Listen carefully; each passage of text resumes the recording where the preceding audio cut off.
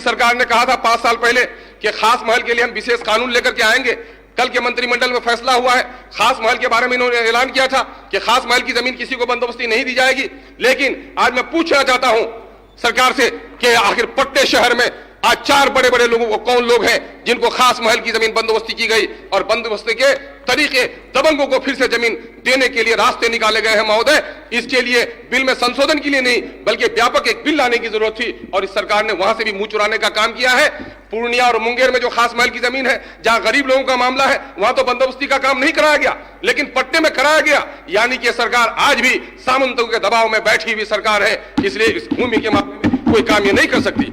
महोदय, Bihar tenancy act के मुताबिक हर 10 साल के बाद सर्वे होना चाहिए।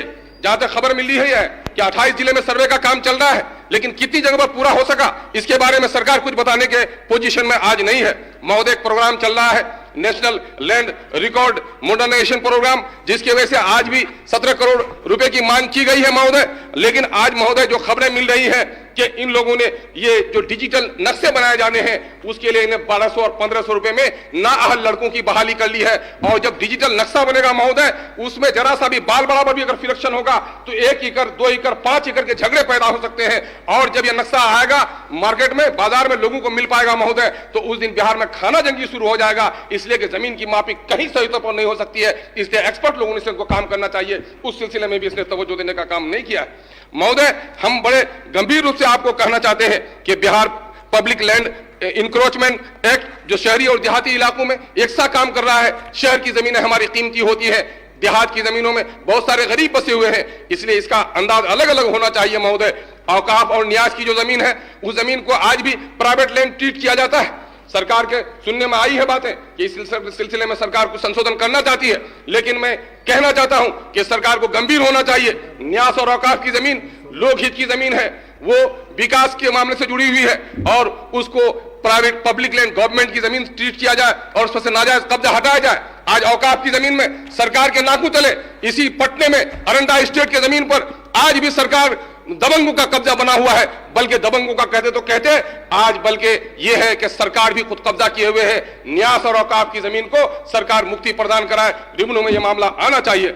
महोदय, मैं आपसे एक आग्रह करना चाहूंगा कि महोदय, रेवेन्यू मिनिस्टर जी बेचारे वो दलित समाज से आते हैं और दलितों के उत्थान की बात करते हैं, समाजवाद का नारा देकर के आए हैं और हमेशा शोषितों की बात करते हैं। महोदय, आप भी बड़े चिंतित हैं सीमांचल के बारे में। महोदय, आपका बार बार जाना हुआ, सीमांचल का क्षेत्र काफी पिछड़ा है, शिक्षा के क्षेत्र में पिछड़ा है, किशनगंज विशेषकर पिछड़ा है। अभी जो रिपोर्ट आई है सिन्हा इंस्टीट्यूट की, उसमें कहा गया है कि ह्यूमन रिसोर्स डेवलपमेंट के मामले में जो इंडेक्स में किशनगंज का 37वां स्थान है और सचर कमेटी की रिपोर्ट और कमीशन के आधार पर यूपीए 1 की सरकार ने एक फैसला लिया कि देश की अक़लियतों और दलितों को ऊपर उठाने के लिए शिक्षा के मामले में कुछ परिवर्तन किया जाए और एएमयू की 5 शाखाएं खोली जाए। महोदय, आपको सुनकर हैरत होगी कि केरल जो विकसित है उसने 392 एकड़ जमीन देकर अलीगढ़ की पढ़ाई वहां पर शुरू हो जाती है। वेस्ट बंगाल 255 एकड़ जमीन देकर आज एएमयू की पढ़ाई वहां पर शुरू हो जाती है। लेकिन आज 3 सालों से यह सरकार पत्राचार और प्रेम पत्र लिखा करती है। एक लेटर यहां से VC को जाता है,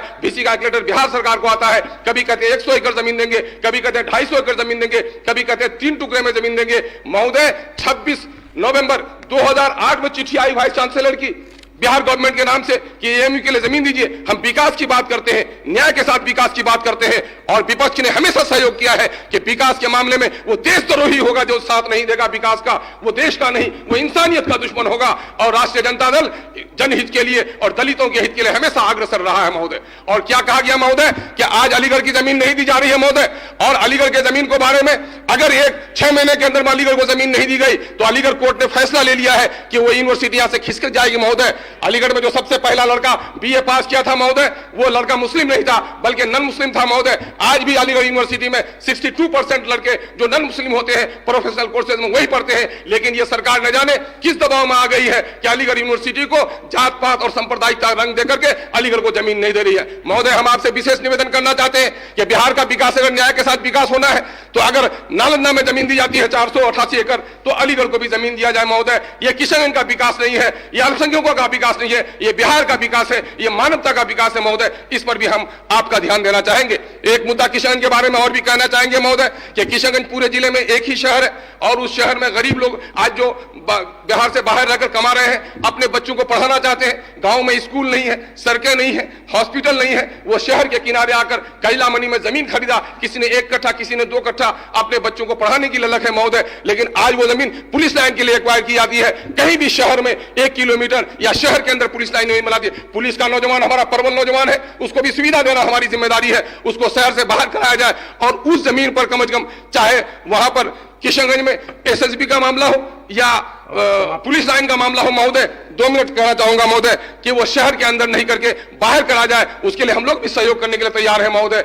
महोदय, मैंने जिन बिंदुओं को उठाया है, इन बिंदुओं को सामने में रखकर अगर आप चाहे तो सरकार को निर्देशित कर सकते हैं हुजूर कि यहां पर आज सिरे से बिहार में एक मरतबा फिर लैंड रिसोर्स मैनेजमेंट की जरूरत है। आज सरे 9 ये सोचा जाए, सामाजिक परिधि बदली है, सामाजिक व्यवस्थाएं बदली है। आज भी गरीबों का अगर यही हाल होगा और अगर भूमि सुधार का काम नहीं हुआ, सिर्फ कल्पनाओं में, सिर्फ भाषणों में, सिर्फ नारों में, सिर्फ डेटा के जरिए से अगर हमने जनता को धोखा देने का काम किया महोदय, तो कुर्सी आती है और चली जाती है, सरकारें बनती और चली जाती है। हमें देश से प्रेम रखनी है, यहाँ के दलितों का उत्थान करना है। जब तक समान विकास नहीं होगा, दलित, अल्पसंख्यक या अगड़े पिछड़े जगह जब तक समान विकास नहीं होगा, हमारा देश विकास नहीं कर सकता है, मानवता का विकास नहीं हो सकता है। हम समझते हैं कि वही सरकार देर तक जिंदा रहती है जो न्याय के साथ चलती है। हम कुर्सी की तरफ नहीं देखते हैं, हम न्याय की आपसे गुहार लगाते हैं कि न्याय के अनुकूल जमीन के झगड़े निपटाए जाए ताकि कोर्ट का मामला भी घटे और बिहार में तमाम तर जाति पाति से उठकर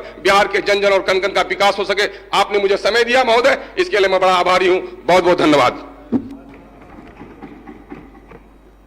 श्रीमती अन्नू शुक्ला।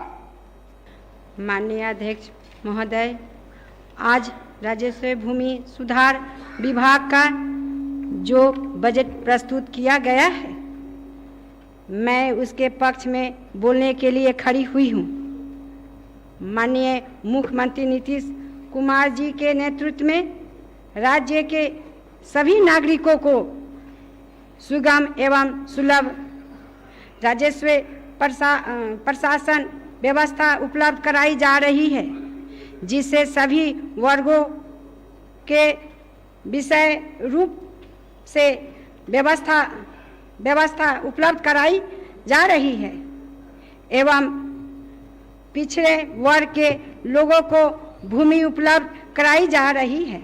भूमि के मालिकान हक उपलब्ध कराने हेतु सरकार द्वारा प्रत्येक माह में एक ही स्थान पर 2 बार शिविर लगाकर दाखिल खारिज कराने का प्रयास किया जा रहा है, जिससे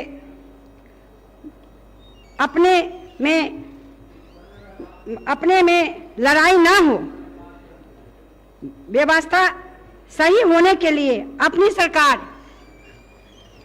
सरकार एकजुट जमीन पर उतर के